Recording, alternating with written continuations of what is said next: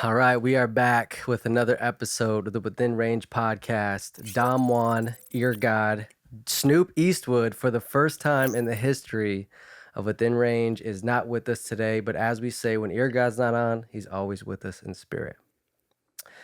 All right, so we are officially kicking off season 5 of the Within Range podcast. We've been doing this almost 4 years now, Drew. I don't remember the exact date in March, but March is when, we started this production, this idea, this business, and it's been thriving to say the least. The man that we have back on the show, because he's no stranger to the pod, was actually one of the first people outside of you, Drew, that I pitched or told the idea of Within Range about. He's been nothing but supportive since day one. Every time I see him, one of the first things he asks me is, what's going on with the pod? What's new with the pod? This time we're getting his full story, or at least most of his full story, because he's got a deep bag. He's got history. We're gonna try to cover most of it, because the last time he was on, it was kind of more of like a promo promo gig for his birthday. Yeah, Remember yeah. that? Yeah, it was like a promo gig. It was like more of like a pitch, just to get the feet wet. Yeah. Exactly, man. So it was only right he kicked us off. First episode of season 5. Not all the people, Drew, that come on this platform become homies, but the good ones do. There's a lot you can say about this guy, so let's try to get as many as we can. We'll start with wise, intelligent, well-spoken, humble, motivated, inspirational, good businessman, good friend, good dad, good husband, and overall just a great dude, giving out $1 million fades left and right. Ladies and gentlemen, we are here with Handz Tha Barber today. Hey, yo. I had to come right for the intro. Hey, I appreciate that, man. Yeah. How you feeling? Do you look great right now? I appreciate it, man. My mom made this, actually, man. She hooked it up for me, man. That's fire. Keeping it all in the family. Well, bro, and listen, I mean, I see you every 2 weeks, like religiously. I've been seeing you for like 4 or 5 years, I think, since right after COVID. And bro, your branding, I think, is something that just speaks for itself, bro. And that's something Drew's actually emphasized with the pod is, our branding and what it looks like. But the pro hands, the $1 million fade, we're gonna talk about the boxing, just everything that you touch, I feel like is a culmination of you, and you put that out like when you post on your social media, when you come into your shop, like you just feel the brand representation. How important is that to you? It's like it's the main thing, especially with barbering. Anybody can barber, anybody can start a business, and you have to have some type of branding if you want to catch somebody's attention. And I've been to all types of courses and business classes, and just all of my years from being a teenager up until now, just branding is just being like something that I actually have fun doing. I have fun marketing. I have fun promoting. And, I like to challenge myself when it comes to how much attention can I bring a topic, or how much attention can I bring, the item, or, you gotta keep it in people's face, man. Yeah, You gotta keep it absolutely. in people's face. And the color schemes, just, I mean, if anyone who's coming to your shop, whether it was this one or the one before, bro, it just makes sense. It represents you. For sure. Again, I know I dropped a lot of adjectives about you, man, but it is an honor to be friends with you. It's been an honor to get to know you, bro, because I feel like, you said it earlier, 10 years. 10 years, man. 10 years. So January 24th, 2016 was my first day of barber school. So Back in the mill. Back in Milwaukee. I went to MATC downtown. I did the apprenticeship program. And so this month, it'll be 10 years for me. And I couldn't imagine, bro. Like the first day when I started barber school, I wouldn't imagine all this happening right now. Because in my mind, I'm just thinking like I just need to do something that's gonna be like more helpful to my situation, and I was just tired of working in a warehouse. Yeah. You know what I'm saying? So it was a no-brainer, Well, I'm glad we touched on this, because for us on Within Range, if for those who follow and listen, we like to do some backstory Yeah. take us to the beginning. So you mentioned Milwaukee, right? Yeah. I personally never been there. Some of our guests who may be watching this may have never been there. Yeah. How Yeah. would you describe the mill growing up there in the younger days? Growing up in the mill in the younger days, love. It's Okay. all love. You know what I Okay. mean? Like just family everywhere. Yeah. Most of my family in Milwaukee, you know, um, Still to this day. still to Yeah. this day. Yep. Yeah. I just remember, you know, me and my moms. I remember a lot of different things, just me and my moms all the time. Um, Cold winters out there. it's in hella the mill. cold. It's cold. hella Like, cold, bro. School, my first school, elementary school, was a creative arts school. And then my middle school was a creative arts school. So that's why I just feel like I'm so embedded into arts and crafts. You know what I'm saying? So that's where the music come into play. That's where the barbering, all that is just like from day one, bro. Like, I was 4 years old at a creative art school, and all we did was draw, um, drama class, dance class, sing, Really? play instruments. so Like, the arts is just instilled in you from the very yeah, beginning. bro, Like, yeah. 100%. Like, yeah, since 4 year old kindergarten. Since 4 year old kindergarten, man. Wow. I've been embedded in arts and crafts, and then just close family, close knit family, bro. What else? Well, not to cut you off, but Yeah. this is going to lead into what I was hoping for, which is music. Okay, yeah. Because a lot of people may not know Yeah. that was kind of, would you say it was kind of your first love or first? Oh, it was. It Okay. still is. It still is. Right. Yeah, it still is, man. Music is universal, right? And like when music played a real important role in some of the most stressful times of my life, some of the most loneliest times of my life, Happiest. the happiest times of my life, bro. Music, it just does something to me that nothing else does to me. You know what I mean? Other than prayer, you know what I mean? It's like prayer then music. Right. You know what I mean? Yeah. 1-2 punch. Yeah. So like, growing up, like I said, we'd be in choir, like at school, playing instruments, and it's just something that just came so natural. I remember being a shorty before school, and like my moms might have all this on VHS or somewhere, bro. They making me perform and do dances for the parties while they sitting there all drunk. Yeah. I'm sitting there just I'm the entertainment. You know what I Right, mean? yeah. What's similar. crazy? Drew- we used Drew- to have Drew we knows used to this. have VHS tapes like me, Dom, and we have a big Just about family to say on that. both sides of our families, and we had very similar things like Friday soundtrack. The parents would be Drew. Their parents would circle around us while we were in the middle of dancing. Yeah, bro. Yeah, we had yeah. videos, pictures. Like there's like I would say me and Dom eat together like group wise and individually could have our own specific playlist of songs that we either had to perform, we had to sing, we had to dance to. Like even the parents were singing and dancing to. Like so exactly what you're saying. Like that's exactly the same things that we went through as kids as well. Yeah, man. They used to make me and my cousins do dances, and it was just vibes, man. Just good vibes.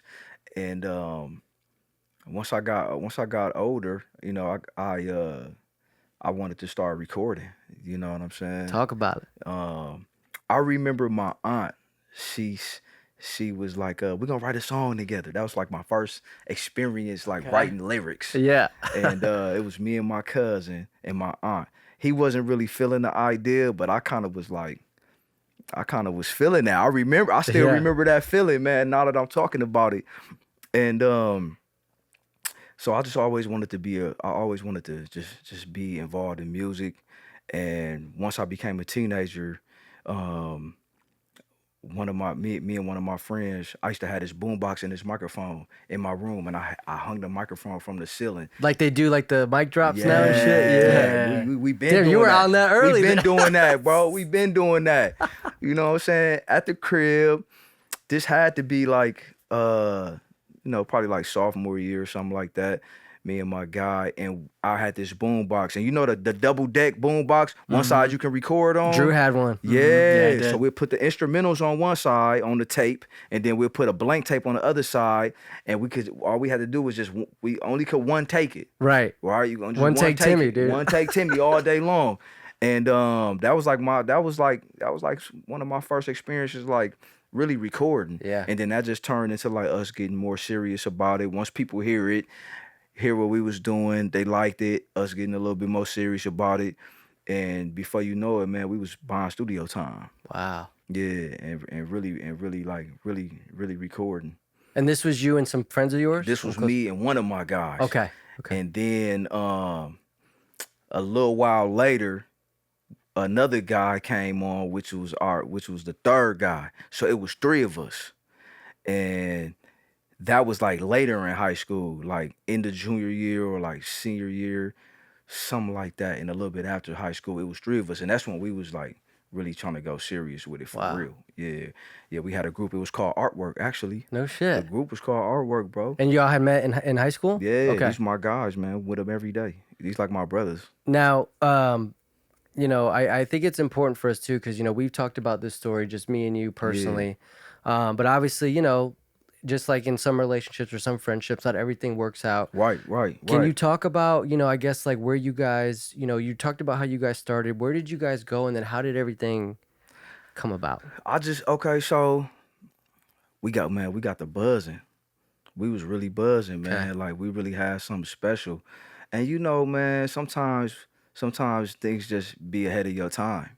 You know, we young, and it just started getting so serious to where like some of the outside noise was kind of like seeping Leaking in, in. and you know, a couple other little things start happening, legal stuff, you know, and it's the motion just kind of got away from being fun, and at the same time I had a baby, you know what I mean? Then my bro had a baby, and it's just now we got baggage, we got extra responsibilities, and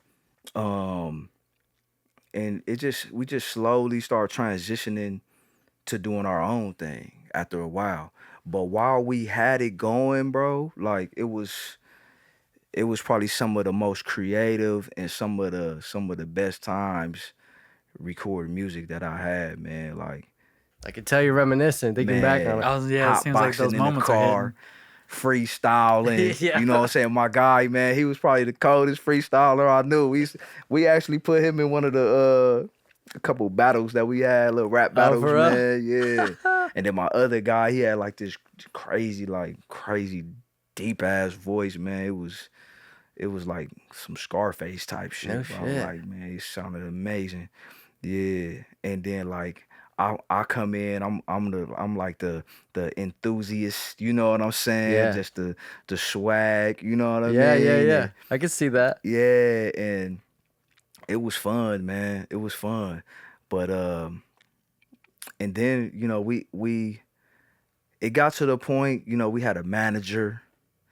You know, damn, we had people that really, you know, start seeing the vision too. Yeah. You know what I mean? And that's when things start getting. That's when it started getting crazy. It was fun, and then it didn't really end up like that. Cause then now we gotta start thinking about business. Now we gotta really start protecting ourselves. You know what I mean? Cause now it's people like, hey, y'all this, y'all that. So now we get to the point where it's like, okay, if people really feeling us like that, we really gotta tighten up, because we don't want to, you know what I mean? We don't want nothing to affect us on a personal level. Right. So we had a couple of opportunities, man. We used to perform a lot, and we had like a connection with some guys from Atlanta, and we was, you know, in communications, some slight communication about like signing a deal with Bad Boy South. I remember you saying You that. know what I'm saying? But like, Young Jock was signed to Bad Boy South, right? that was around the same time Young Jock was popping. Yup. So, but like that's when things get a little like scary, right? When you start like, oh man, okay, this could be a real thing for real. But at the same time, like for me, that's when I started wanting to like think about business. Like think about like, because I feel like if somebody wanted us, then we got to know what we talking about. Right. We got to know what angle that we, you know what I'm saying, we want to, who's going to be the spokesman. I know we got the manager guy, but at the end of the day, You guys are the artists. we the artists, and we the nucleus, you know what I mean? So we got to make sure that we protect each other, you know? And do you ever remember, like, I don't know, this might be before your time, but they used to send out, like, model agencies used to do commercials, and they used to send out flyers. Yes. And I remember it always stuck with me. I remember just like being kind of like anxious to like go to one of those auditions. But I also remember, I don't know what reminded me of it, but it's like, if somebody really wanted you, why do I gotta go try out? Right. What I need to go to you know what I'm saying? Yeah, like a talent show type shit. What I need to go do that for if somebody really want me. So I start thinking about that, and it's like, if somebody really wanted us, they really gotta show us that they want us. And we need some money. Yeah. So if ain't nobody talking no money right away, then they really ain't talking about nothing, because we the ones with the skill. Yep. So things just didn't it didn't work. Didn't pan out. It didn't pan out. And so after that, I started really just more so thinking about like the business side, because I want to know more about the business, because situations like that, it just kind of left like a empty taste. You know what I mean? Right. So I ended up, once things kind of slowed down with the group stuff, I ended up enrolling in the school. I moved to Madison, Wisconsin. I enrolled in the school, audio engineering and music business school. Okay. Yeah, and that's why you know a little bit about some Pro Tools over here. Yeah, man. That's Okay. why all this familiar, man. Yeah. You see me, I got that itch when I seen you with all these wires and shit. But I ended up going to school, man, and that really helped. That really helped a lot. I learned a lot in audio engineering school, man. So I'm a certified engineer, bro. You know, people might not know that, but they know that now. That's ear god language over there. So if you don't mind, before you continue on your story, like, there's an observation I kind of had that it seems like it's been like this since the beginning with you. You seem to really like learning the process of something, even if you're not good at it in the beginning. You like the challenge of like, I don't care if I suck at the moment, but like I like the idea of figuring it out and just using the repetition to get better. It seems like when something, and especially in the beginning years when you're a teenager and something like doing music is happening, there's a lightning in the bottle. You can't experience it. You can't like really quantify how those things work. It just, certain people are bestowed upon those opportunities. But the bad thing about it is you don't have the mindset of how to maneuver, because you don't think about that happening so quickly. So it seemed like you had that mentality of having that. So for you, like, do you not really get choked up about like when big opportunities happen, like, oh, like this has really happened? You're just like, no, how can I just move through this without it consuming me to the point where I'm not failing because of that opportunity? That's a good question. I'm here for the big moments. I need the big moments. You know what I mean? I want that pressure. But it seems like I'm working to like be prepared for those moments. Exactly. Because what else is we doing? Right. You know what I'm saying? Like, if I say I want something, then I have to make sure I'm prepared, because it's going to come. I feel like it's always going to come if I want it. Whatever I want, I know it's going to come. Manifest. You know, exactly. And like, I believe that. And that's always happened for me like that. And even people that's like-minded, I've seen it happen to others. Like, whatever I want, I'm going to get it. But if I'm not prepared for it, then it's just gonna slip through my hands. That just go back to that situation where I was saying, like, with me and my guys, we was before our time. If we had things in order, and if we was ready for that moment, then we could have took more control of that situation, and who knows what it could have been. You know what I mean? And so many times in my life, I've been like situations like that have been so clear to me, whether I was prepared for something and it happened, or I wasn't prepared for something and it slipped through the cracks.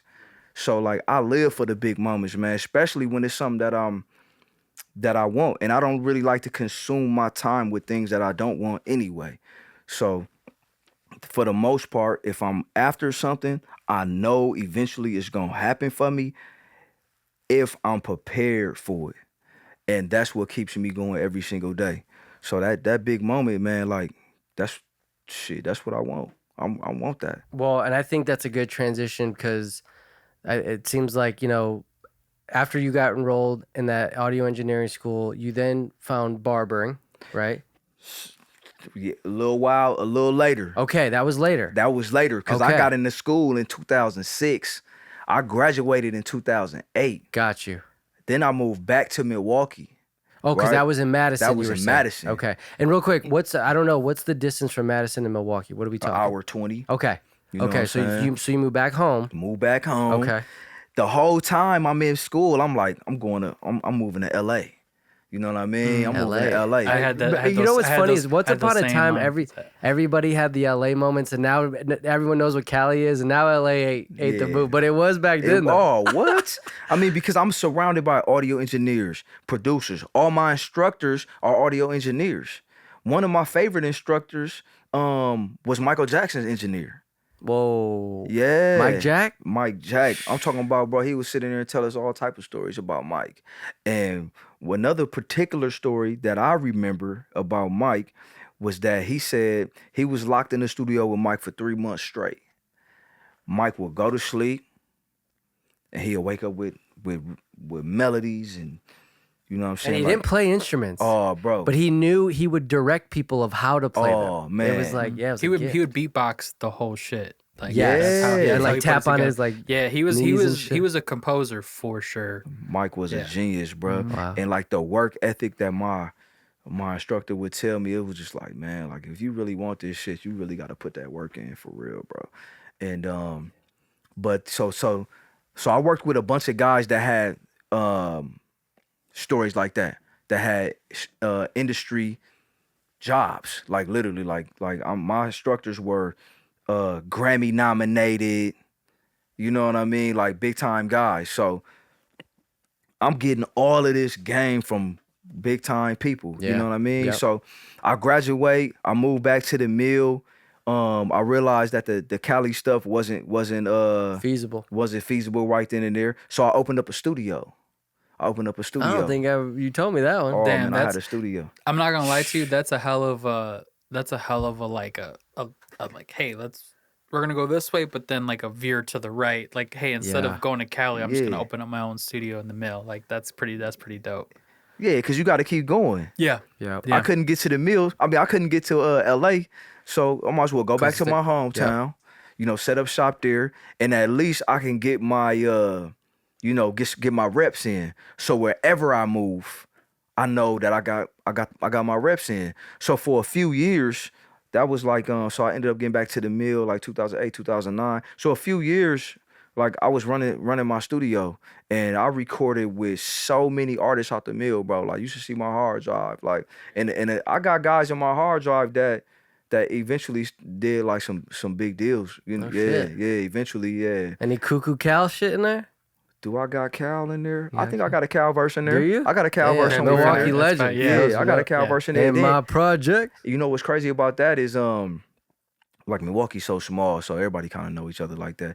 We all from the north side, so the north side was real compact. So if you doing any kind of business, somehow the business, It was flows. circulating with each other. Yep. You know what I mean? So we all kind of got some kind of relationship with each other.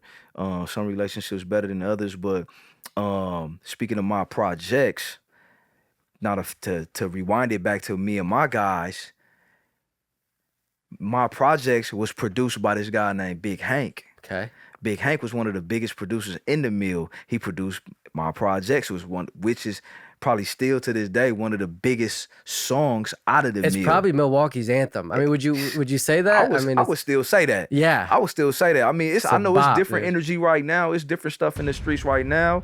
But I would say like, man, when you when you put on my, if you hear my projects, bro, you already, Dude. you know what it is, Yeah, bro. It's a exactly. It was, that shit was in movies. Yeah, dude. You know what I mean? I mean, I'm just imagining, like, if you're in the club and that's hey, my project. Come on, bro. Dude, that shit. Come on, man. And Big Bop. Hank made that. And so check this out. So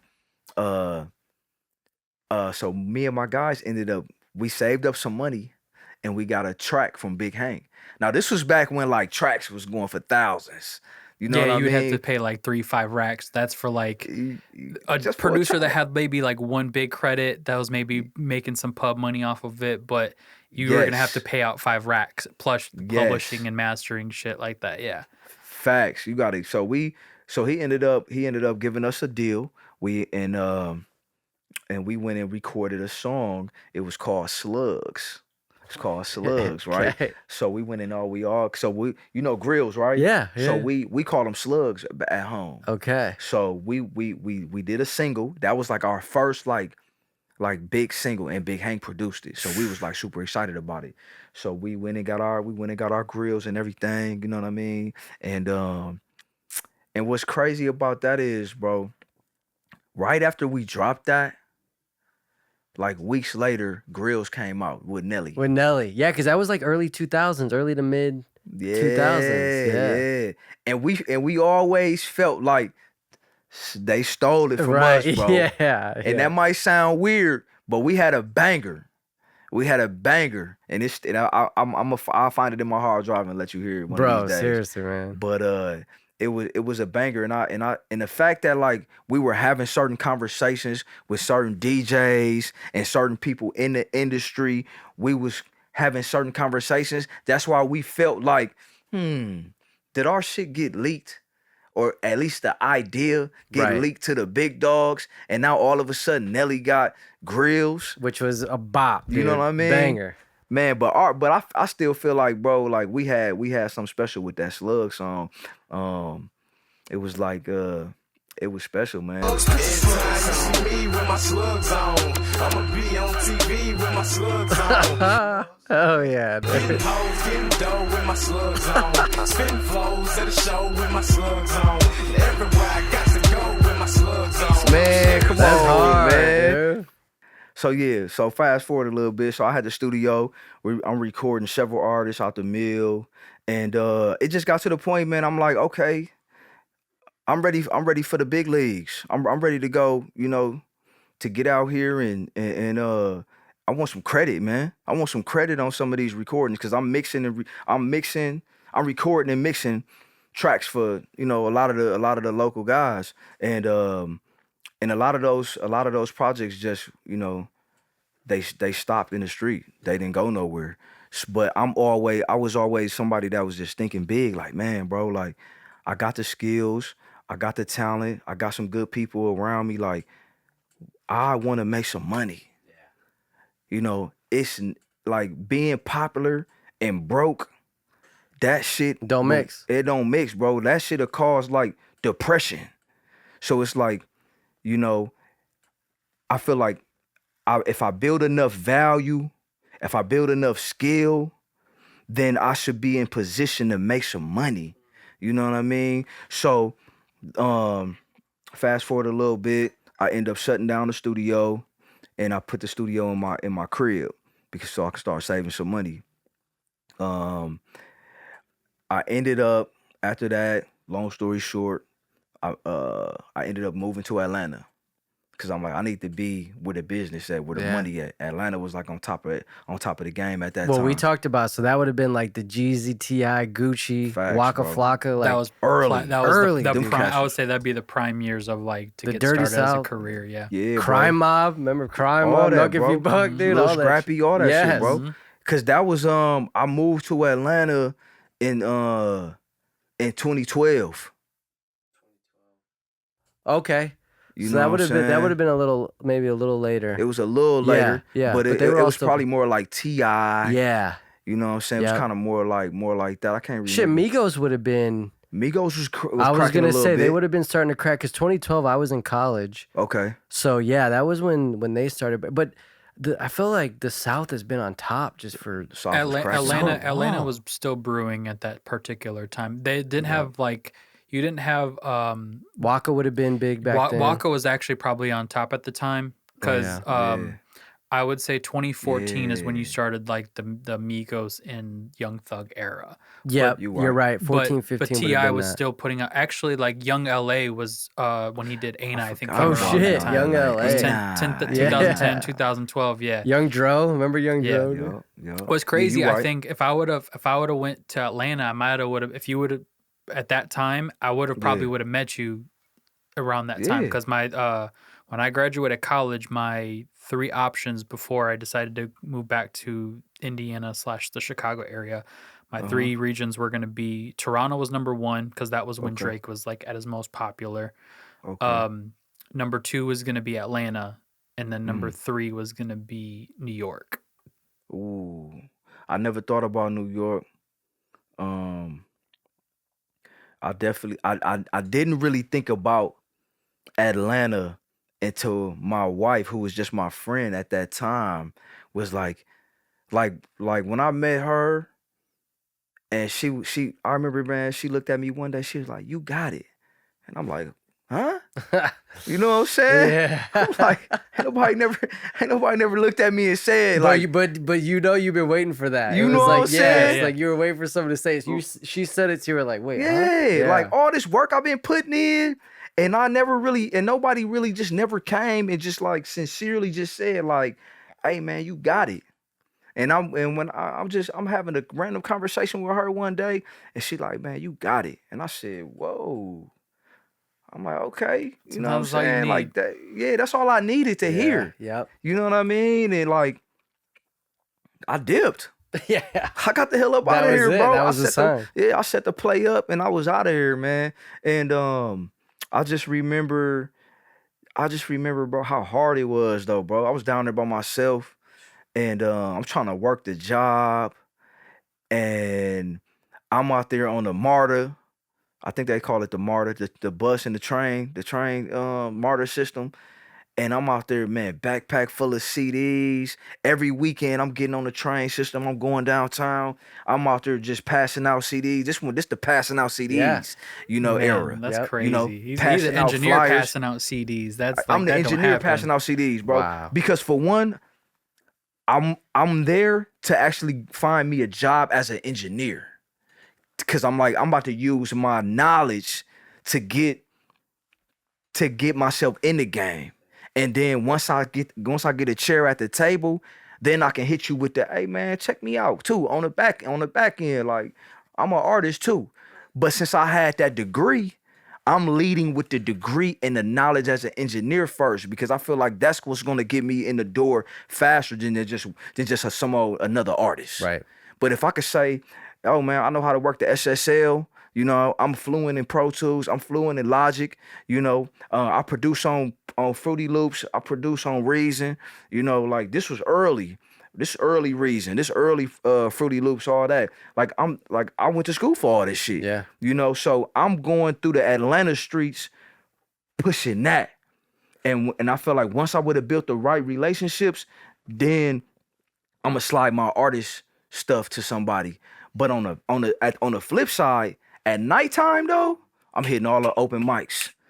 I'm dolo. Right. I'm out It's there just you. solo, bro. Yeah. Yeah. Did you ever go to any studios and link up with any of the studio managers or like any of the interns and was like, "You guys got any openings?" Just so that way you had a Oh, place bro. to. I was calling all of them. And the main one that I really wanted to work in was Patchwork. Patchworks, You know Patchwork Yep. Studios? Yeah, there's Patchworks and then there's Tree Sound. So the two that Yep. there was 3 I wanted to work in. There was Patchworks, there was Tree Yep. Sound, which is like the really big one.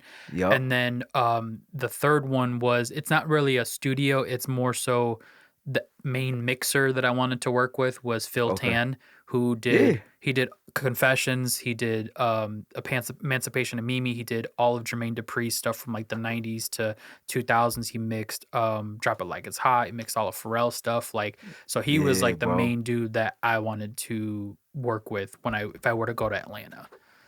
See, they had I can't think of his name right now. Something Mix. But I'm gonna try to figure out his name, but he worked at Patchwork. So I'm on a mission. I'm like, man, I gotta find this guy. I need to get with this guy. So the first thing I do is I book a session. I'm trying to go down there and spend money first. Right? Let me get some of that, bro. Yeah, let me get some of that, bro. Some of this. Wait, is he a Corrido, white man. dude or was he a black He, dude? he was a black dude. Okay. And the name that he went by was it had like Mix in it or something. Like one of his engineer name had Mix in it or something like that. I can't remember it right now, but it's a popular name. But I just wanted to build relationships with the place first. So once I had my eyes set on Patchwork, I booked a session. I went in there, just messing around. I know how to work it, and then the studios. You know how the studios are. They got all these different rooms. You got Studio A, B, C, and so on. Patchwork So they had, crazy. they had little small rooms that you can go in if you know how to use it. You just go in there, just burn out the time. So I'm going in there, man. I'm taking pictures. I'm just trying to get Soak it in. comfortable and soak it up and just meet the people in there. You gotta go spend money to make money Facts. and to build the relationships. And then I would sign up for the tours, and go in there and do the tours. I would do a tour.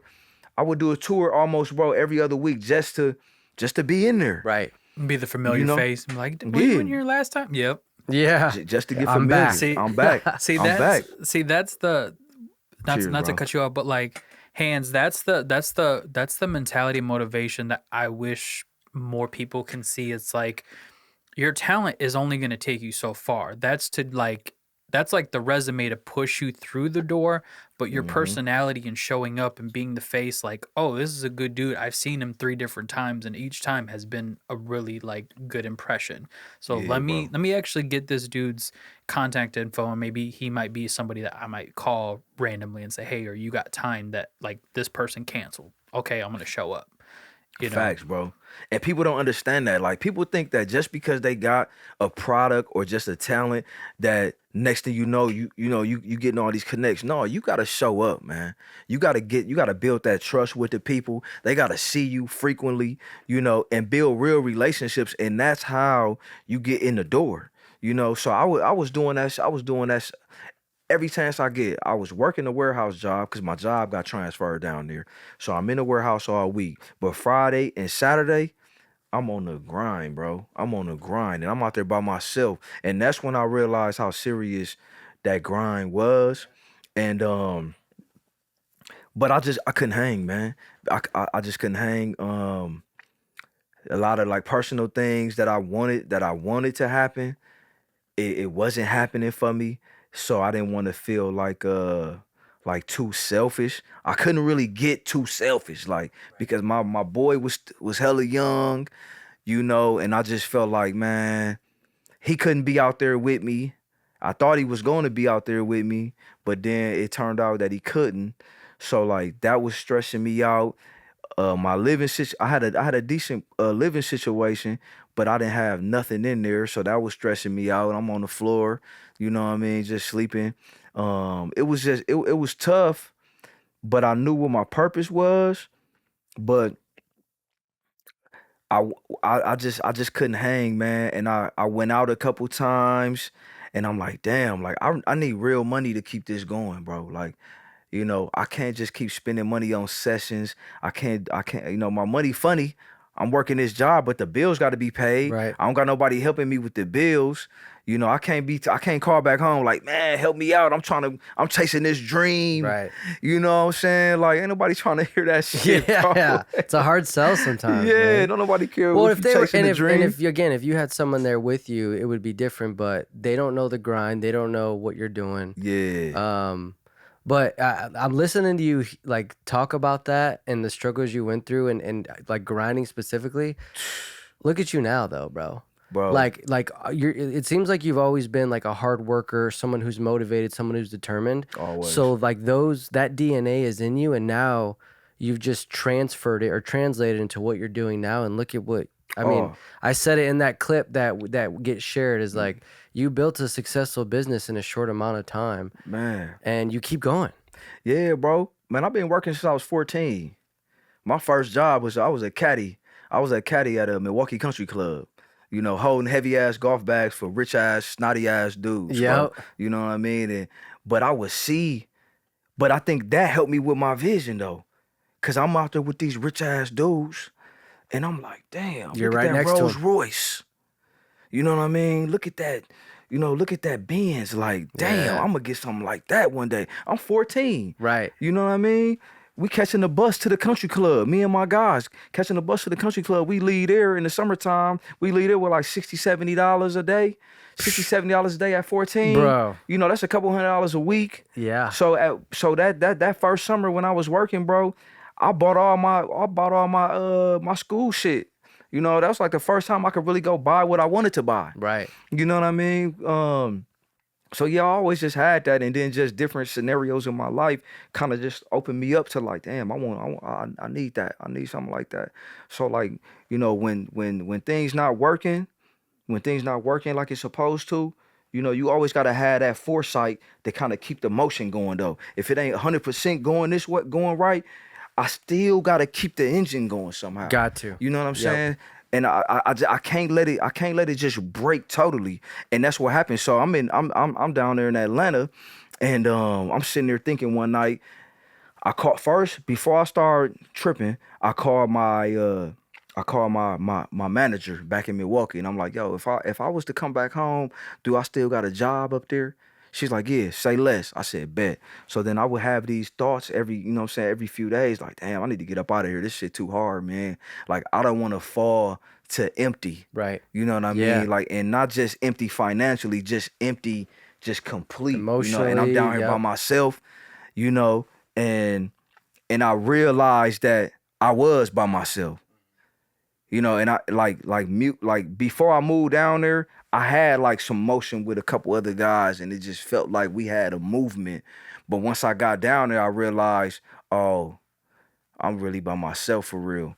So Do you know what you did before when you decided to make those moves? It's you got off the roller coaster of insanity. You were at that gate. You were about to get on the ride, and you're like, "Nah, I can't do that." yeah. Because it's truly you feel like you're like, if I keep putting enough time in, eventually the opportunity is gonna present itself. Yeah. But definition of insanity is keep doing the same thing, expecting a different result. So for you, Yeah. I feel like you read that writing on the wall, thinking, Yup. if I keep doing this, the same thing is gonna happen. Let me pivot, 1 second, and let me see if something different will change. Strong pivot. And it had a lot to do with my son. You know what I mean? Because I just wanted to make sure that I'm there for my son. You know what I mean? Like, I never had somebody that just like grabbed me and took me under their wing. You know what I mean? So I just felt like I just can't leave my son while I'm chasing this dream, and he's up there in the mill, just whatever. Without Who you. knows? Yeah, without me. without you, yeah. Whatever it is, it's without me. Right. Or it's without me being 5 minutes away, 10 Yeah. minutes away. Yep. So I couldn't really stomach that, and I just felt like chasing the music. At that point, I had been chasing this shit for so long already. Right. This was already 2012, going into 2013. So, I'm in my mid-20s at that time. So I had been chasing this since 16. Yeah. So, I'm like, man, I'm already like 10 years with this grind. I done went to school, my boy getting older. Like, maybe I just need to leave this shit alone. Mm-hmm. You know what I mean? So when I came to that conclusion, I remember the night, man, and I remember just praying, breaking down on my knees, bro, and just before I did that, I took all my grocery out the refrigerator. I gave it to my neighbor. Everything. Whatever he didn't want, I threw it in the trash. I took the couple little items that I had. Mind you, I was there for almost a year, and I really didn't have nothing. Right. So whatever I had was able to fit into my truck. So, and I'm like, I'm about to go back up in this crib, and I'm going to just say a prayer. And however I feel after I let all this energy out, that's what I'm going to go with. So I go upstairs, boom. I empty the crib, and cause I can always buy more food if I ended up staying, right? And I can always just grab my little blow up mattress and a couple of my things and just bring it back into the apartment. So I go in the house, man, and I sit in the middle of the living room and I get down on my knees, and bro, I just broke down crying because I'm like, why do I get the opportunity to get out here to the mecca of hip hop, and I can't get it cracking. I got the degree, I got the skills, I got videos, quality music, I got quality everything. But it's not making me happy. So I'm praying, bro. I just remember crying like a baby, bro. Like just crying. And after about like 20 minutes, bro, I remember I couldn't cry no more. So I got up, and I just remember turning the lights off, and I got up out of there, bro. Yeah, and I got Just out of left? there, and I got on the road. It was like 2 in the morning, 2, 3 in the morning. It was super early in the morning. I got on the road, and I headed back to the mill. 15 hours later, I was back home. Wow. Yeah. Damn, Yeah, man. And I remember having before all that happened, I remember talking to who's my wife now. And I remember asking her, like, yo, like, cause she was supporting me the whole time. And I'm like, yo, if we gonna be serious about each other, like, either I'm gonna come back home or I'm gonna go to the military. Cause I was like, I need something to stand for. Yeah. I need something that I can represent, something that I can pass down to my boy. And it's like, if I'm not gonna be serious with you, I need to be serious with myself and my family and my son. So if I'm gonna be away from him, I'm gonna go get these benefits from know what I'm saying, might as well. from the military, because a couple of my guys down there, they were I think it was the Air Force, or it could have been the Navy, but they was down there living so good, bro. Yeah. They was living take good. care of you. Yeah. So I got the exercising and all that because I knew I had to do the physical test at first. So I was getting prepared for that as well. So I was just like, when I start seeing the tunnel closing, I start thinking about all the different options. So option 1 was going to the military. Option 2 was go back and start a family with this chick that I'm talking to. You know what I'm saying?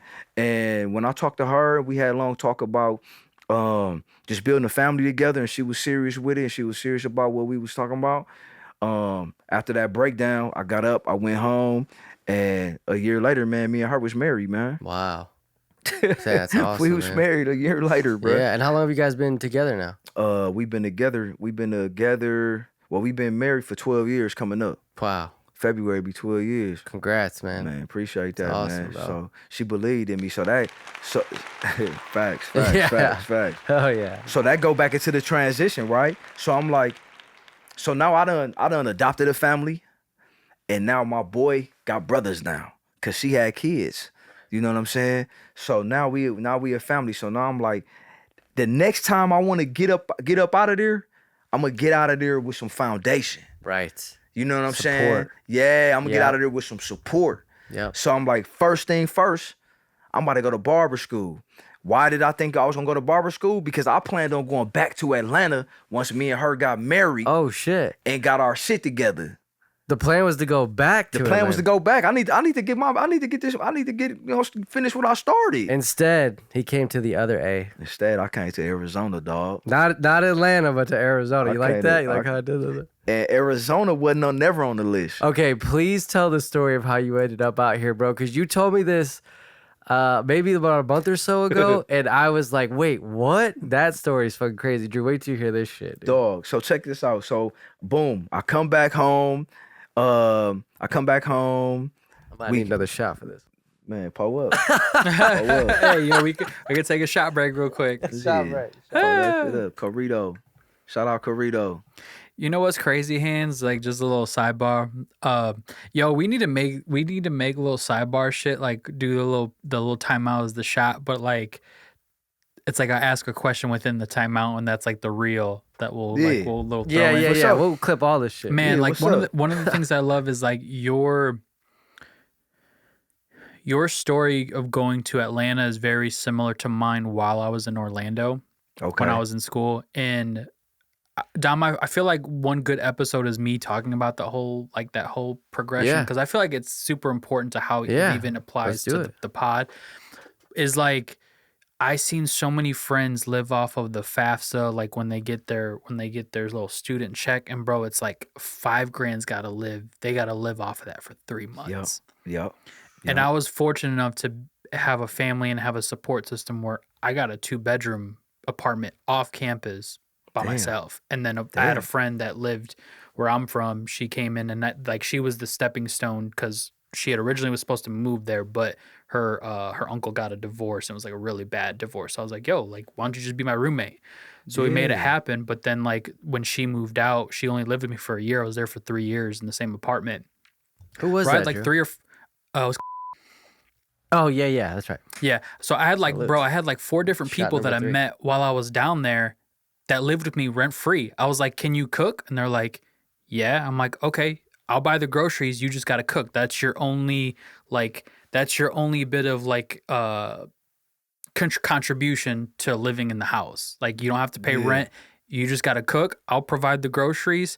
And every now and then just like provide some beer and stuff like that. And I was gonna say provide something else, but no. Right. Fact. bro, there'd be it was absolutely one of the funnest times, but it also reminded me of like other people struggled a lot more than I did. So I tried to do what I could to provide like some sort of safe haven to where like if people really were struggling, I was really cool with you. Like, yo, come stay at the crib. Like it wasn't gonna hurt me and it wasn't gonna bother me much. And one of the things I loved about during that time was like it made me really hone in on my craft. So I think similarly to you, where it's like you were presenting yourself, you were doing a lot of network. Like honestly, my networking skills come from Dom quite a bit. So it was like I knew how to like get in the rooms and how to like get the first impression. But I think what people don't understand is like you have to go through those things. You can't just utilize your talent and say, I deserve this, or I'm just like I like deserve this in any way. It's like, no, you have to earn it even when you feel like you earn way more than what you're getting out of it. That's facts. I think most people don't recognize that, and most people don't want to deal with those things. So it was good to know, like, even in your situation, you're multi-talented. Just even your personality from when I met you when you cut my hair, like you can tell just your personality is like very multifaceted. You could be good at anything you possibly do, but it just seems like your personality is like that's a gem. And I think a lot of people just have a hard time investing in personalities, but it's like once you found what you're looking for yourself and what your reasoning was, bro, I feel like that's why you're good at what you do, because you figure out the why in the very beginning before you even started. Facts. And that's what it is, bro. The why. Like, and the fact that, you know, the transition from doing music to barbering is still like scratch that artistic itch.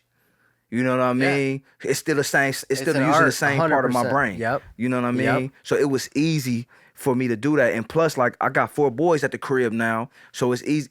Shit, that's 5 haircuts every 2 weeks. Exactly. You know what I mean? Yep. So I got to cut that bill out. Yeah. So you know, I got to cutting their hair. No shit. And practicing. And that was all practice. Yeah. And at the studio, a couple of my guys, I used to come through to the studio. I kept some clippers in the bathroom, so a couple of them only trusted me to give them like lineups. Wow. I don't know why. Hey, but shit, you trusted me to record you. It's the personality, bro. Is that had to be, because I definitely wasn't thinking about being no barber. Right. You know what I'm saying? So we moved back, right? I moved back, get married a year later, living with my lady, and I'm like, this ain't it. Yeah. This ain't it. Like something gotta change. Like, so I started shopping around for barber schools because the whole barber thing sparked me. I got a haircut when I was living in Atlanta, and I wasn't pleased with it. You know what I mean? So I'm like, I kept thinking about that. I'm like, I'm definitely going back to the A, and I'm just gonna set up shop where I was, and then, you know, cut hair in that area. And then now I got some support down there. I can cut. So now I got flexibility and I can do my music at the same time. So now I got some cash flow, I got flexibility, and I got support. Right. Now I can get out there in the streets of Atlanta and do what I originally wanted to do. And then on top of that, now my skills as a barber is up. So now I'm meeting guys. I'm in the studio with guys. So just like I was doing at my studio on the low side where I'm just lining guys up, I was thinking like I can take that and make that a bigger situation out there. So I get in school. I finally get in school. Fast forward, right? Get in school. I do the apprenticeship program. Apprenticeship is where you do half in class, and then you got to be the other half. You just like work and earn. You know what I'm saying? You work while you earn. My fault. You learn while you earn. Right. You learn while you earn. So that was the apprenticeship program. So I would have class every Monday, and I would have to work in the shop Tuesday through Saturday to get all my hours, right? So, bro, I meet this guy, man, white dude, and he was cool as hell, like super cool dude. I'm like, man, this dude cool as hell. And he coming from like 45 minutes out the city.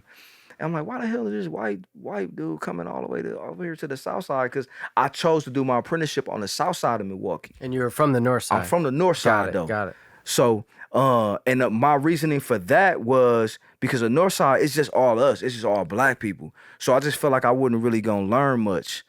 Because I knew eventually I wanted to move to either Cali or I was gonna go back to Atlanta. But if Cali was always the first place that I wanted to be, only reason I was always thinking about back to Atlanta because I had already been there and I was familiar with it.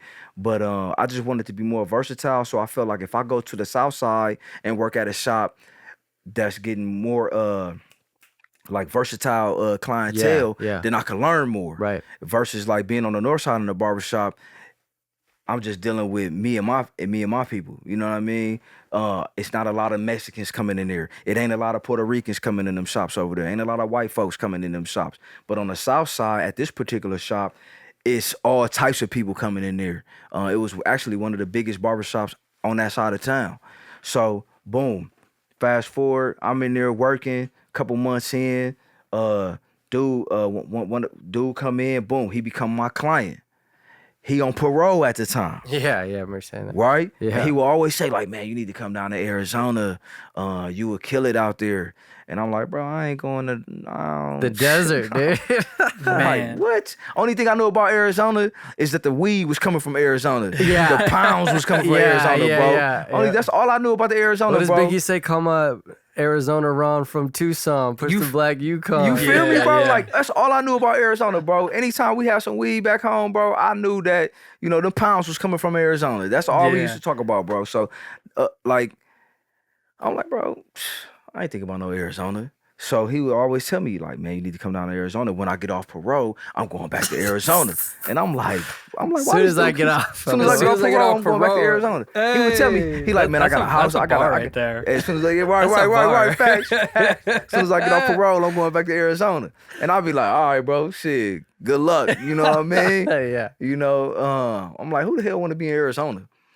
So he telling me this or whatever, and one day, so he finally got off parole, like a year later.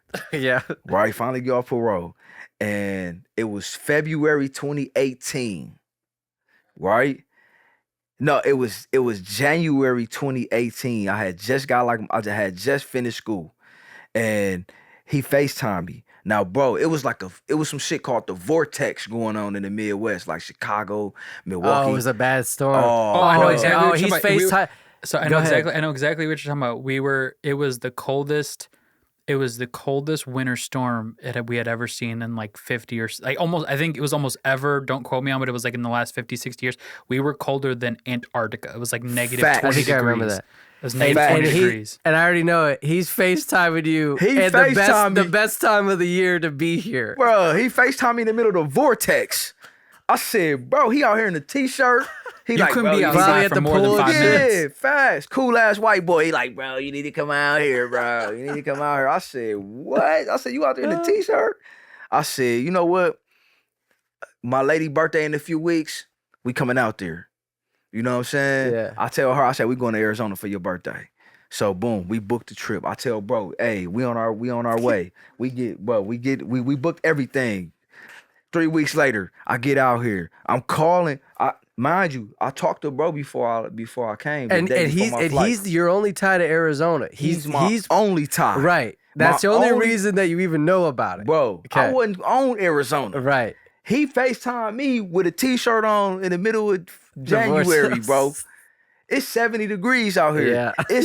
It's below zero up there with a wind chill of below 40. Ooh. Yeah, it was like I think the coldest. Milwaukee actually got the worst of it. We got the Bruh. second worst of it. It was like -40 up there. It was like -25. Where we were Facts. at. You remember the vortex, bro? Yeah, he was. Drew was. He That was in shit it. was serious. So I came out here, and so he. I get here. I talk to him. I say, bro, the flight leave. Give him all my flight information. He like, all right, bet. So at that time, I bring my mom and my sister with me. So it's me, my mom, my sister, and my lady. We get out here. I'm calling bro. Hey, bro, where you at? Woo, woo, woo. Texting him, hey, bro, I'm here. No response. Got He got locked up again. Yeah, Drew. You feel me? Exactly what I said. I'm like, damn, I just talked.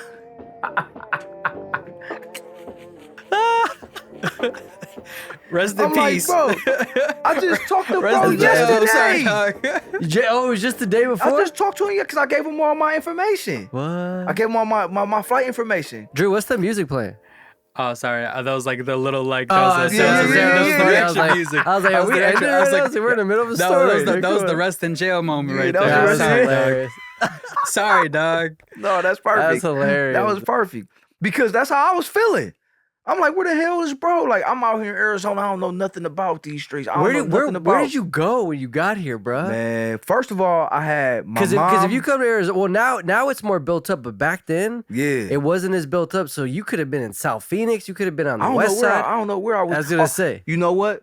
if you flew in the airport and you were around there, that ain't a good area. Right. Oh shit. I ain't know where I was at, bro. But we do have some distant family out here. You know what I mean? And I brought my mom and my sister and my wife out here. So we was staying at my cousin's house in Chandler. Right. So I did Okay. have a place to stay. Oh, it wasn't a because Home my Alone mom- 2 situation where it was like, No, oh, but distant if my- family, so-and-so. Yeah, and it's oh, like yeah, abandoned Right, house. right, It's right. like- it's But that abandoned was crib and like shit. kudos to my mom's though, because my mom hooked that up. Okay. So if she Shout out wasn't to if she Mom. wasn't here, then I probably would have still been able to hook that situation up. But it was just it just happened that it worked out that way. We was good. We had somewhere to stay. But so I'm calling bro, and I don't have no. I'm not getting nothing. And bro, I've been here. So check this out. Oh, Right? don't tell me you haven't heard from him since. Bro, check this out, bro. Check this out. So check it out, right? No, so look, please look, don't look. tell me, Andy. So I was here for like 4 days after that, right? I haven't heard from him. But so my wife, she's like, what are we supposed to do? Like, this is day one. She's like, well, I said, look, we're not gonna be panicking. All we gonna do is get on You're on Google vacation. and we on vacation. Yeah. Right, It's right. 70 degrees out here. Right. I don't give Enjoy a it. damn if who we see. Right. That was exactly. cool. Yeah. If we would have linked up with my guy. Sure. But we here now. We on vacation. So boom. We kick it.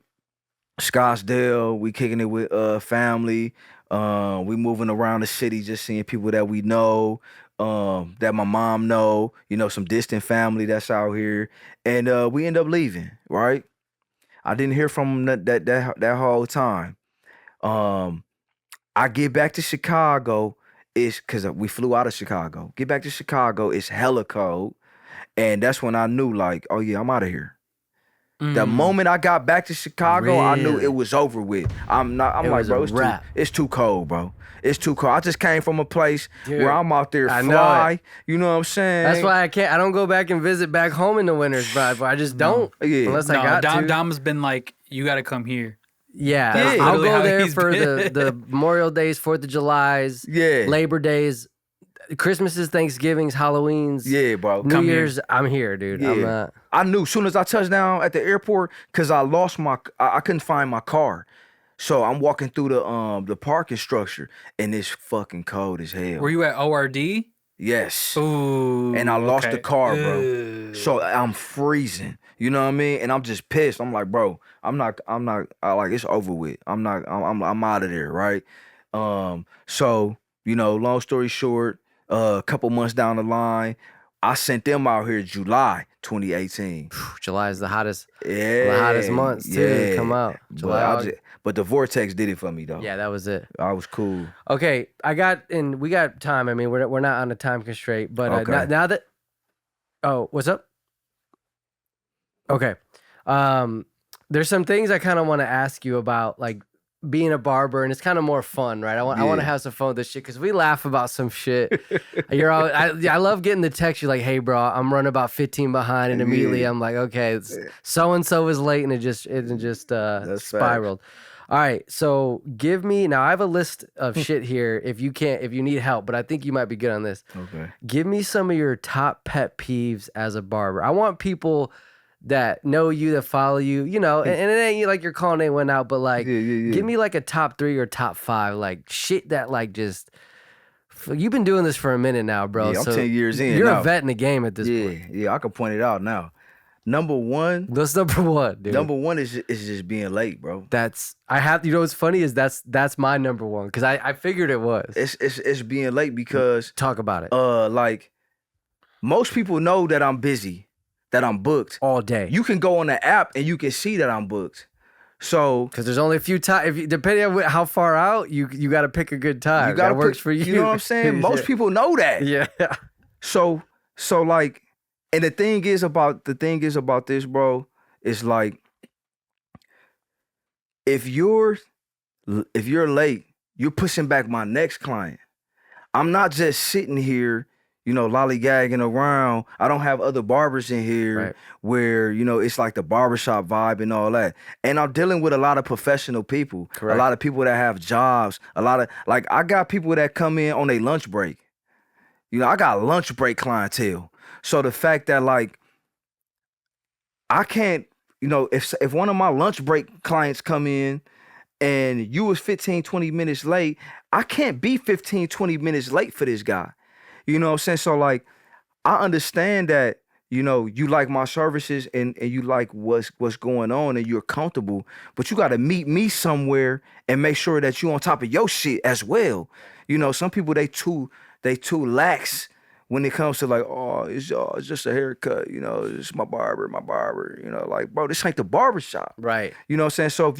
So if I'm giving everybody 45 minutes for a cut, if you 20 minutes late, it's gonna take you a couple minutes to like get right, get you buttoned up, everything, I'll get you prepared. Yeah. Now we only working with like 20 minutes to cut your hair. You don't want me to do a speed cut on you. Right. But if you 20 minutes late, I ain't got no choice because it ain't just about you. It's about my next guy and my next guy. So being late is crazy, bro. And is it usually repeat offenders? All the time, bro. It's the same people every single time, bro. And they keep coming back to you?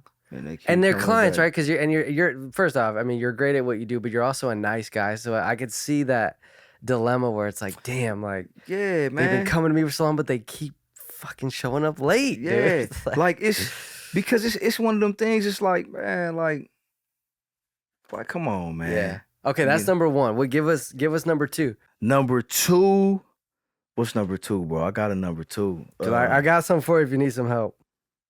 Oh man, what's number two? Yeah, give me some help. So man. Being late, people not staying still when you're cutting. People talking when you're buzzing around the lips.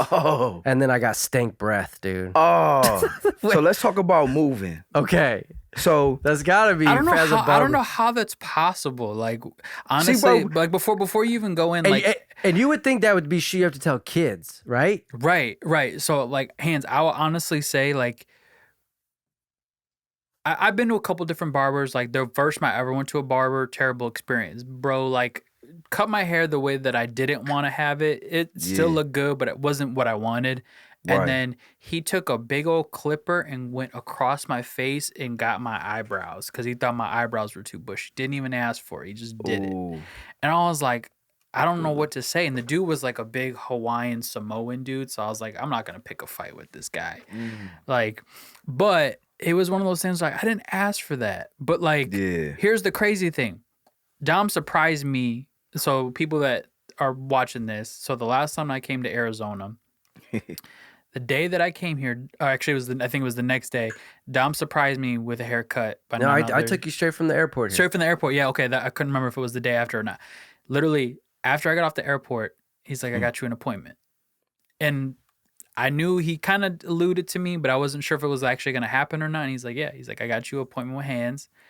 Bro, when I went to get your hair cut, by the way. Ambiance is great. It's like a gentleman's like lifestyle. Like Yeah. this is where you would do meetings at. This is where I would do multi-million bread dollar movement. meetings is in Handz's barber shop. In Handz's barber shop. That's number one. Number Yeah. two, whiskey all day. Like that's whiskey and tequila. That's what this is. And order some tacos. This is where I would have That's everything it. at. Yes, Number sir. three, when I was getting my hair cut, we were all having a gradual conversation, and you're like, "What do you want?" I was like, "Dude, just make me look good. I have no idea what I want from you, but I just know like my girl's a hairstylist, and she prepped my hair to make sure you could do a good job. That's how like Prepped the that's hair how before invested the- that's how invested before we the were cut. into That's this crazy. into this haircut. And Yeah. I will say like I don't know how you can move. Like it's so comforting. Like you're like you don't jolt my head and crack my shit everywhere. Like you're like very Yeah. gradual when you do it. So I'm like I don't know how people can move Dude, what always when you're gets giving me a is haircut. I wish Jared was here because the first time Jared ever got cut by you, he called me and he was like, bro, he's so smooth with it. It's almost like he's doing it with his feet. I was cracking up. No, dude. he what? put that in the chat. I remember that. Yeah, That shit was dude. You know funny. what's so crazy, bro? So one of my mentors, like, at the barbershop that I worked at, and he's the one that cut my hair. He's my barber. His name Tony. Yeah. I learned from him like that smooth, that soft touch. Yeah. You know what I'm saying? Like Yeah. I sat next to him, so I would watch how he fade.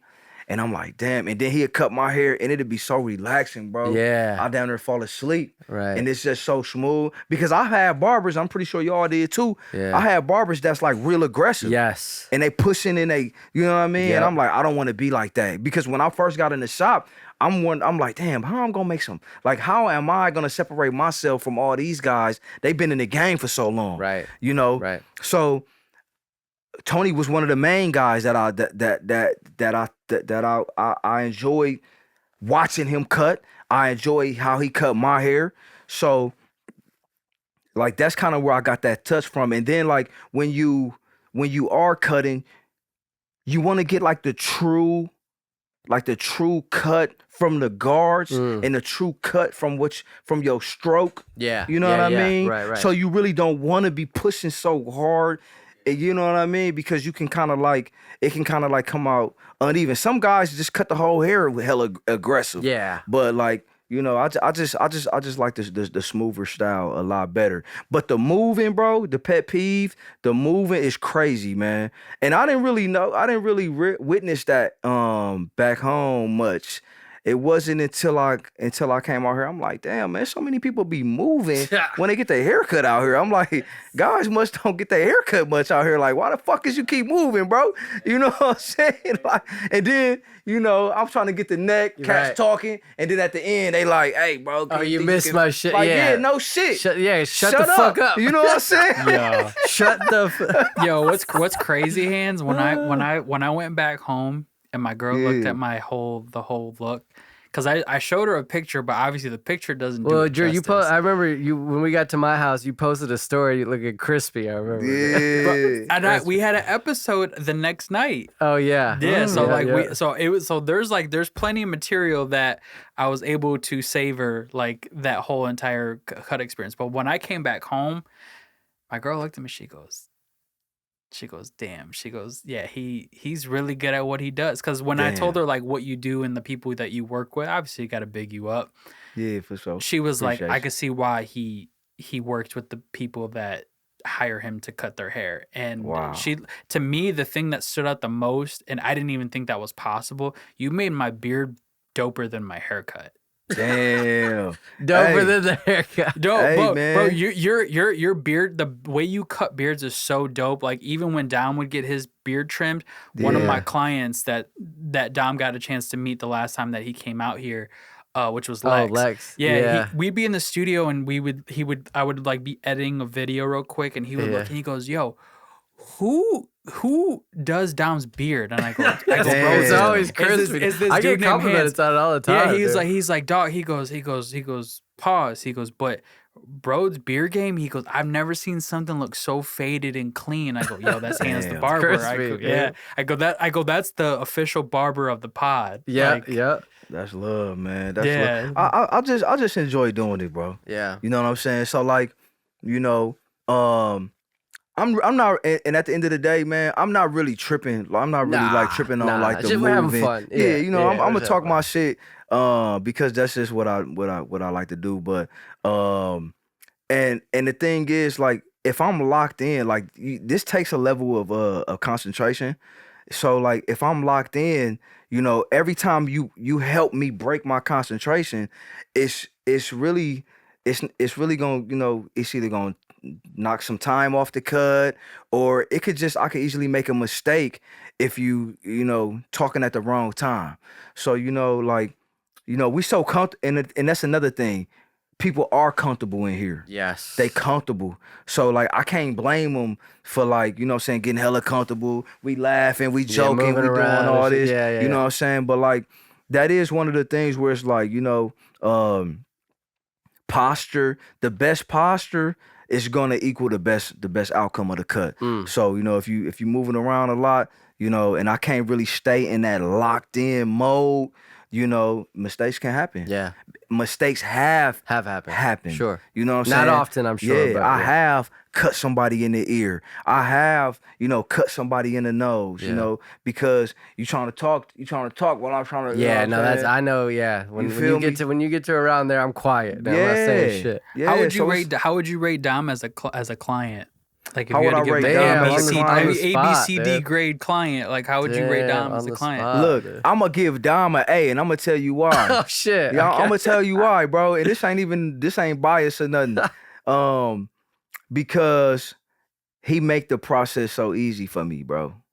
Like he book his appointments ahead of time. Dude, as soon as I walk out to my car, I'm booking Yup. 2 weeks. Yep. He's a BAMF. He's a book a meeting after a meeting, like book a meeting upon a meeting. Like I like that. That's I how like my that. dude works, bro. It's Yeah. honestly, Well put. it gets to and I don't mean to over talk about it, but it's like, Dom, like you do this, and it's like it's something to strive for, but at the same time, it's like the moment where it's like, I need to step my game. I need to step my daily life up a little bit. Bro, when I'm gonna tell you, bro, somebody like Dom is an A+ client.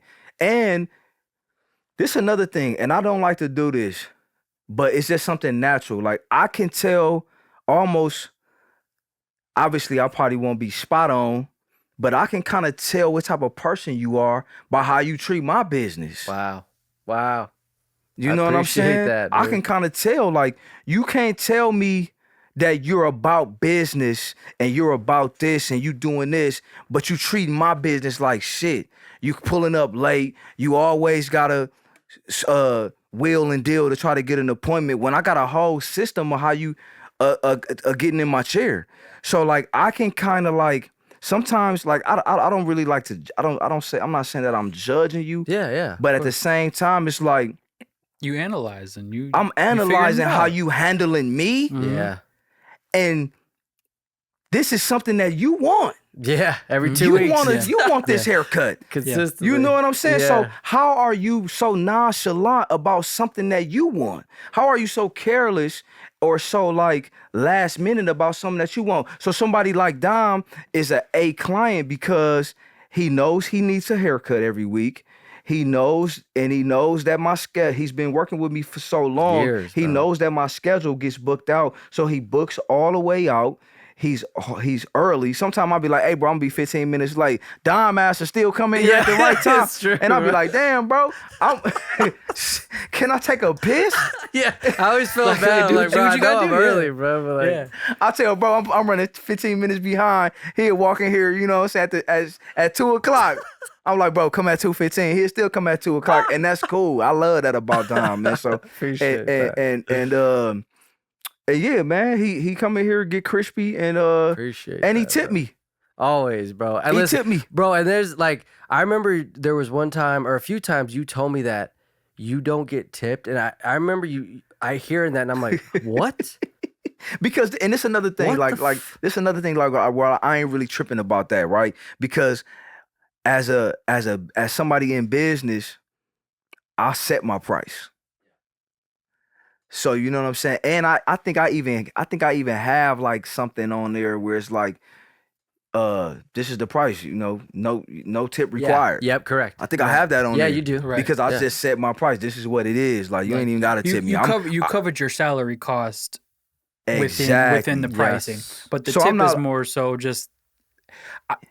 Can I give a Observation. yeah, Drew's good at the observation. Yeah, for sure. the tip is kind of more like I've at least how I look at it is the tip is the bond between I trust you, Yeah, I'm acknowledging that I trust you, yeah, and I hope that we can build the bond beyond this transaction. for sure. Yep. Is that yep. is that a That's spot on. That's fine? on. Okay. Yeah, because yeah, man, like it, and it just shows like the once again, It's the ca- appreciation the- for me. for sure, the appreciation and the character. Yes. You know what I mean? Yes. Like, the integrity. It's Yeah. all that, bro. Like, so, I appreciate that because you don't have to. Because I like I said, I got it on there, no tip required, because I set my price. Well, and I've joked about this, Drew. I've told you, but I've been joking about this to you for a minute. Yeah.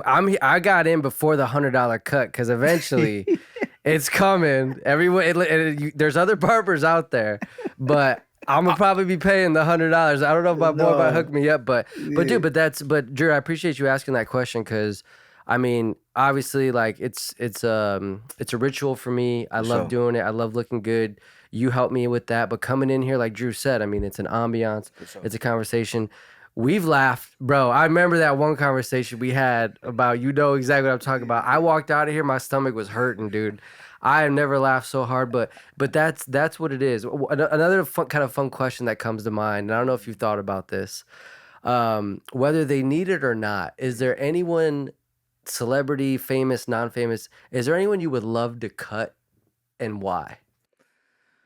I would love to cut Floyd Mayweather, Denzel Washington. Floyd's bald though, right? Or you just No, give him a bald? no, he got the haircut. No, he got the he hair does? now. Yeah, he got hair now. Okay, now so you could yeah, I would say you ball fade him up, but Yeah. Denzel. Dom, you might have to pay for the cut because right now his money's looking a little That's low. what I so- said, bro. Listen, I'm locked in with the boys, so whatever I gotta pay, I'll pay it. Dude. know I'm what I'm gonna make saying? more He's like, money as "Got I get you." older too. So. Only because just like my love for boxing, and I got a lot of respect for like what I seen Floyd do in the ring. Yeah. And I would just like to ask him a few questions, you know what I'm saying? course. Just vibe with him like that.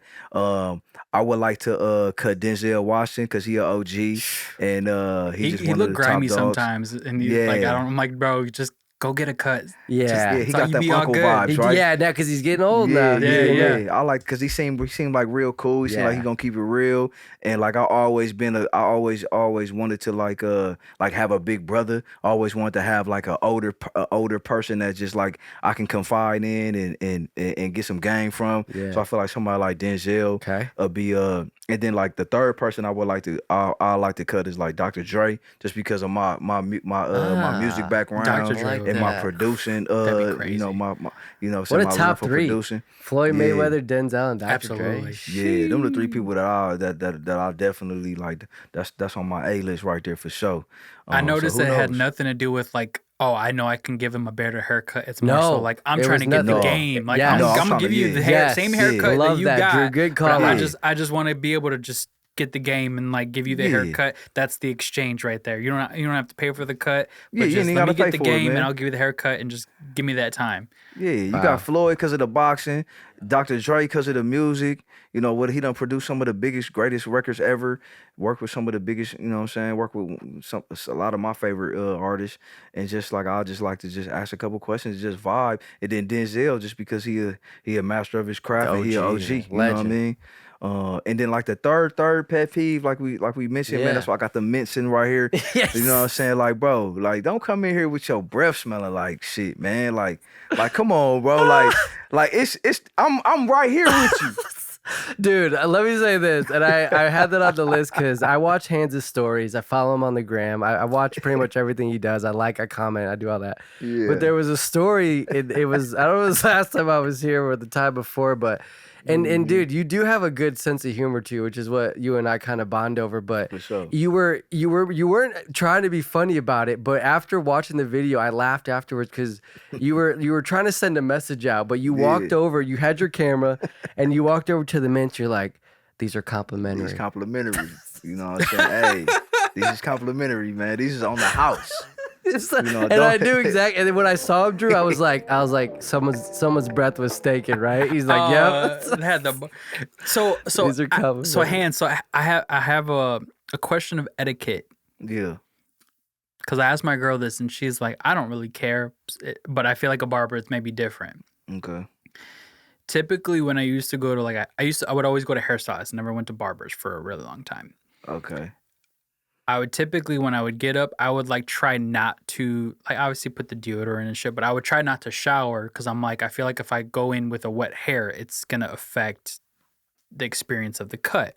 Okay. What would be your typical hey, this is the bare minimum of what I would like to see when you coming into my chair? So when you come into my chair, the best thing you can do is to come in here with some clean hair, nothing in it.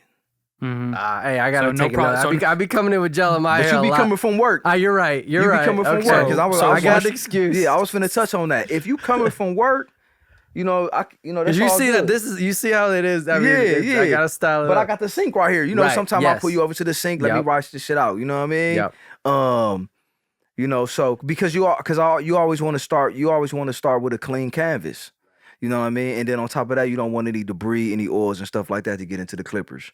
And then you just get a better cut when the hair is clean and the scalp is clean and all that. I'd rather for you to be, for it just to be clean and dry and not, oily or whatnot. Product, yeah. Because you definitely gonna see the difference in the cut if you trying to cut over some oily hair versus, non-oily hair. Okay, Yep. that makes a lot because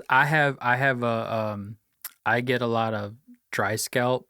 I've had for many years, so I finally figured out what works best for me, which is apple cider vinegar and water. Okay. I'll do that when I wash. So now I do that about 3 times a week, and it really cleans up my hair. Because I've tried the Head and Shoulders, I've tried the different dandruff controlling shampoos, and to me, I feel like I come in with a worse damaged hair. So when somebody cuts my hair, and I'm like, I feel bad.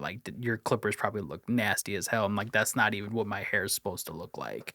Right. So that's why I was asking. I was like, do you come in just with nothing, but you just, like you said, clean hair? But now that makes sense. Just wash your hair, brush your teeth at least before you go anywhere. Oh my God. That Wash should your be ass. Wash your ass.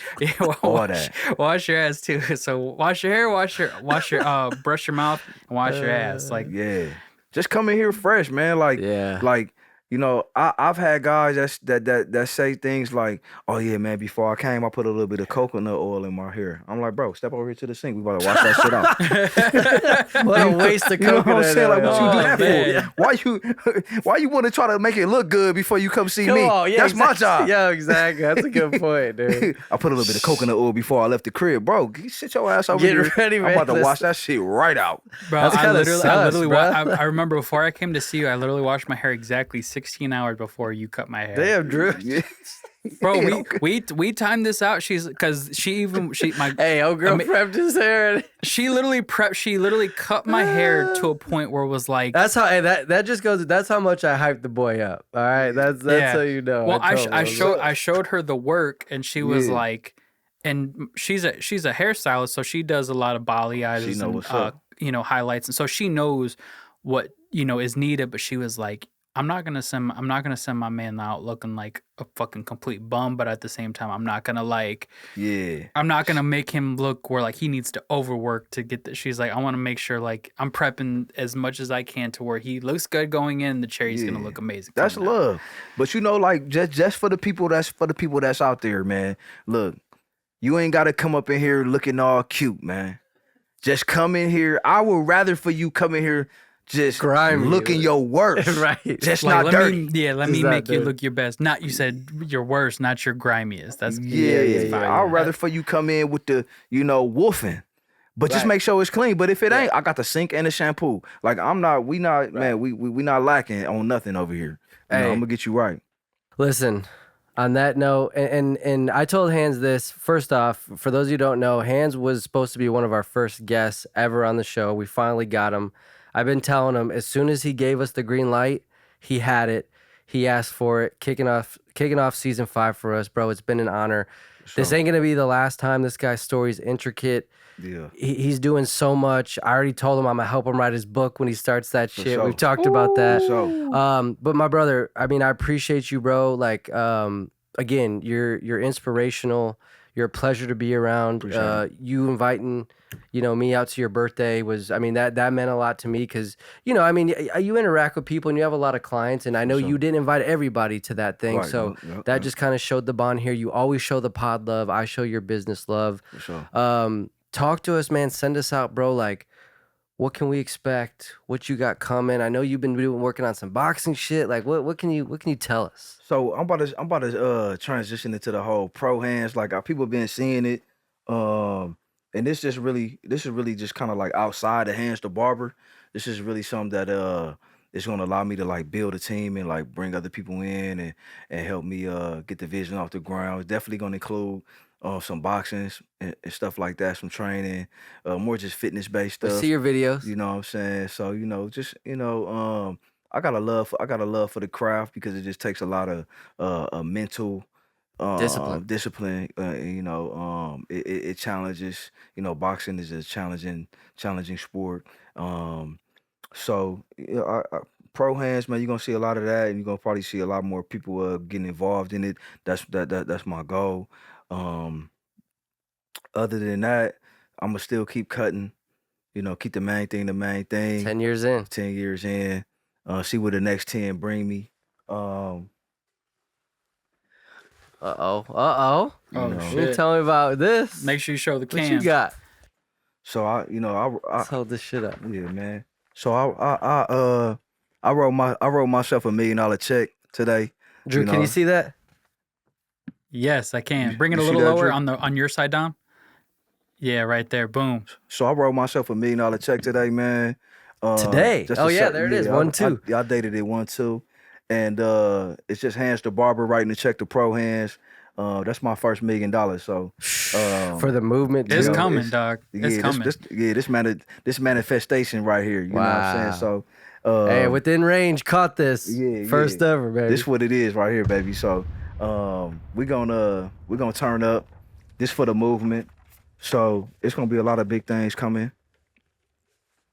I hate to say coming soon, or I hate to say stuff like that. Yeah. I feel you on that. We're the same way. Yeah, but if you know me, we keep the wheels turning. So so that's just what it is, man. Pro Handz Tha Barber, within range. We got some big things coming, man. So Bro, I'm you know just what, ready. Drew? You know what I'm waiting for? You know how like on the NBA courts that have like the logos and shit, the Pro Hands logo on the Suns court, bro. What we Yeah. doing that? Oh, yeah. What we doing that, bro? I'm- That's gonna be. Hey, before you even get into all that, I will say when we did your party, Yeah. the Within Range logo and the Handz logo, That was had- sick. had Drew, a we gotta ring- do it again for this it one. had a ring to it. So honestly, this is just me reaching out as one creative to another, the Yeah. creative director of Within Range to the owner of Pro Hands. Like, Yeah. if there's anything you ever need or anything you want to collaborate on, like Oh yeah, he already me knows. and Dom, we're always going to be there. We're always going to try to, do For what sure. we can to For support sure. or anything that, that you need. So like, to me, it had a ring to it. And I was like, I hope we can do some shit like that in the future where even if it's supporting you, even if it's to elevate you in any sort of way, like Mhm. it had a great ring to it and it felt good doing it. And even when Yeah. we put it together, it was fun. So Yeah. don't be afraid to ask that anything you ever need to elevate, any way that we can help. Like Oh, it's that up. $1 million check, that's a goal we want to help you get to. Hell like, yeah. Oh, let's that's put it up. that way. Yeah, Oh, it's yeah. up, man. And it's the thing, bro. Like everybody's doing their projects, everybody's doing their thing, right? So I feel like the team is already formed. We just don't wear the same badges every day. Yes. You know what I'm saying? Facts. Because I don't just be out here just doing this type of stuff and having these conversations with everybody. You know what I mean? Like, so we got a lot of work to do. I don't know what it is yet, but I know we're gonna be working. Coming, bro. You know what I'm saying? I know Man. we're gonna be working. Handz, appreciate you, my brother, For sure. kicking us off season 5, episode 97. We're coming up on 97. 100 within range. Yeah, My that man, 100's 10 years gonna in look the crazy. My man, 10 years in the game, $1 million checks, $1 million fades. Yeah. What else? Well, come What on, else do you man. want? Come on, Send us man. out, Drew. $1 million Yeah. deals, dog. I'm gonna tell you Yeah. that. Get it.